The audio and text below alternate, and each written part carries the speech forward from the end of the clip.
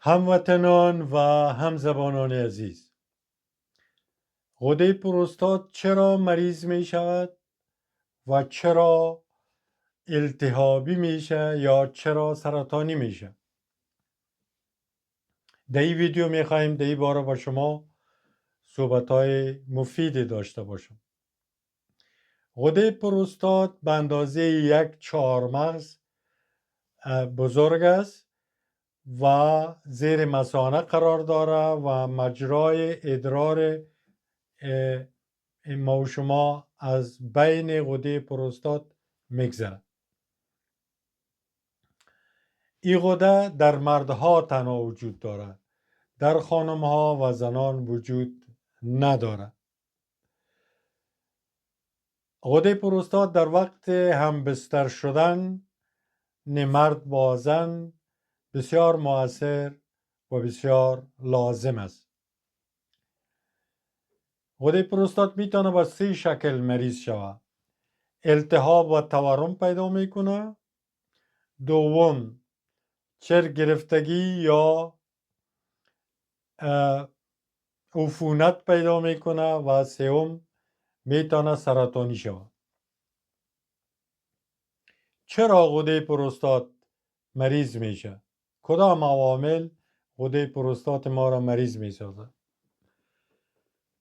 قبضیت یا یبوسک داشتن، یعنی که روده کلان شما فعال نباشه و مواد فضله به وقت تخلیه نشه، غده پروستات را میتونه بیمار یا مریض بسازه. ادرار را در خود نگه داشتن و بر خود فشار آوردن و به موقع به تشناب نرفتن میتونه غده پروستات مریض بسازه. اگر شما هفته 1 یا 2 بار همبستری نداشته باشین، مرد با زن همبستر نشه، میتونه که مواد مردانه در غده پروستات تجمع کنه و باعث مریضی این غده شود. نوشیدن الکل یا نوشیدن از حد زیاد الکل و غذاهای فسفود، غذاهای آلوده به مواد کیمیاوی میتونه غده پروستات مریض بسازه. مردان بالاتر از 45 یا 50 سال الا 80% میتونه که به این مریضی مواجه شوند و مواجه هستند. احصایه ایره نشان میده. استاتستیک و احصایه ایره نشان میده که 80% مردای بالاتر از سن 45 و 50 به این مریضی مواجه هستند. متد و شیوه های جلوگیری از این مریضی یا تداوی مریضی ایره میخوایم به شما بگویم، ولی قبل از او از شما خواهش میکنم که اگر ویدیو را مفید میدانین او را سابسکرایب کنین، علامت زنگوله را بزنین و عضو کانال شوین تا ویدیوهای ما به موقع به شما برسن. جلوگیری و تداوی پروستات. نگذارید قبضیت باشید.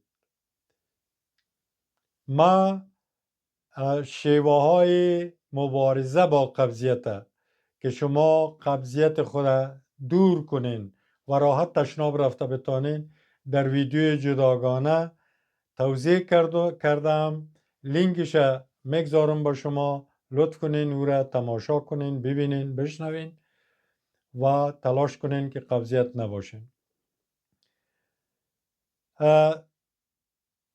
ادرار را در خود تجمع نکنید، جمع نکنید، زود به تشناب بروید.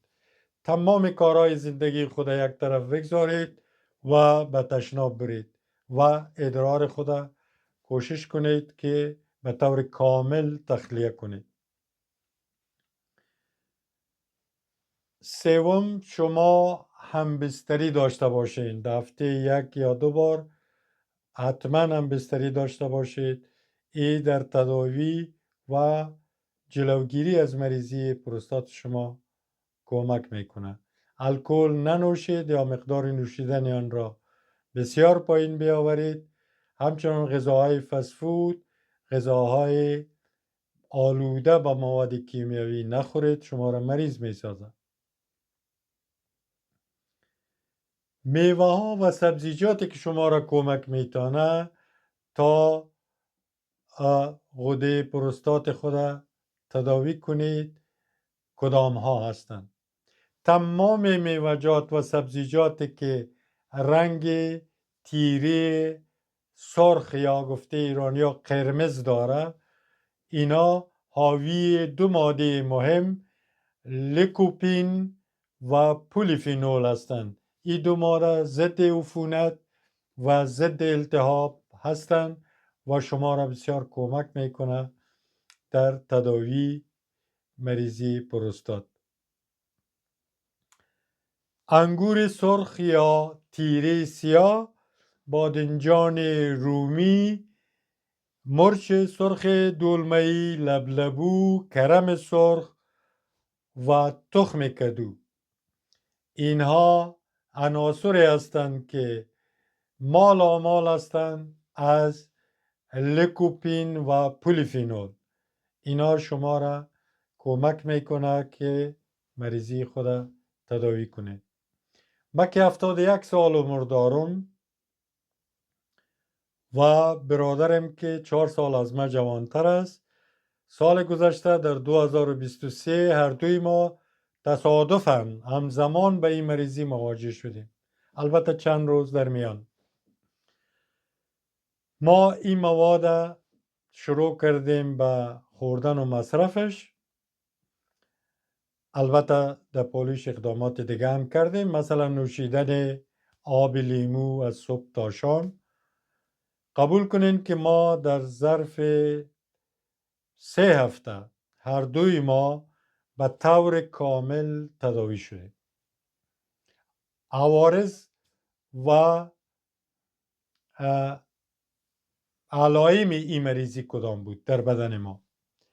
ما سوزش داشتیم در قسمت های ادرار، درد داشتیم، ادرار بسیار بدی شد، قطره قطره می آمد و گاهی حتی ما به تکرار مجبور می شدیم به تشناب بریم ولی ادرار تخلیه نمی شد و درد داشتیم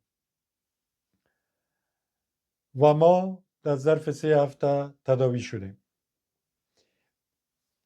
تخم کدو فوق العاده مهم است در تداوی این مریضی. شما میتونید از تخم کدو یک شیره بسیار عالی صبحانه برای خود تهیه کنید. در 2 گلاس آب پاک جوش شده پس سرد شده 3 قاشق نانخوری تخم کدو بریزین، ایره تر کنین در ای آب، خیس کنین تا صبح بگذارین. صبح همی تخم کدو را با همراه ای آب در مکسر بندازین، در مخلوط کن و 1 قاشق عسل هم به ای علاوه کنین و ای را مکس کنین. شما یک شیره بسیار عالی، مفید و مزه‌دار دارین. ای را نوش جان کنین. اگر شما این شیوه را 3 تا 4 هفته پی هم دنبال کنین، شما مریضی پروستات خود تداوی میتونین کنین. یک معاینه وجود داره به نام PSA.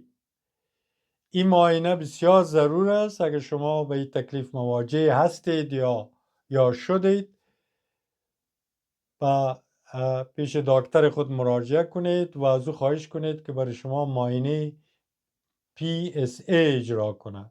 این معاینه نشان میده به دکتر شما و شما که آیا غده پروستات شما به حد سرطانی ارتقا کرده یا نه، یعنی مریض سرطانی شده یا به طور عادی یک التهاب داره، یک عفونت داره.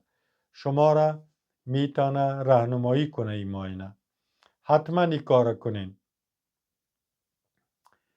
شیوه های تداوی که ما به شما عرض کردم، اگر شما اینا را برای 4 هفته برای 6 هفته پای هم اجرا کنید، شما را تداوی میکنه و نه تنها پروستات شما را تداوی میکنه، بلکه این شیوه ها، این طریقه به سایر ارگانهای شما همچنان کمک میکنه. آب لیمو را با آب گرم 2 تا 3 لیتر فراموش نکنید. این قبضیت شما را رفع میکنه و در علاج و یا تداوی مریضی شما به شما کمک میکنه. در پایان از شما تشکر میکنم که ویدیو را با ما تماشا کردین.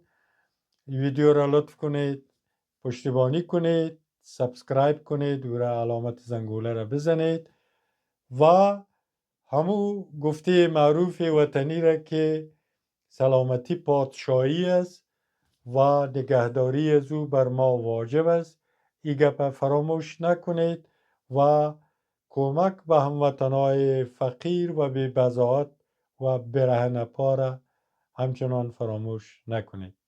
از توجه شما تشکر.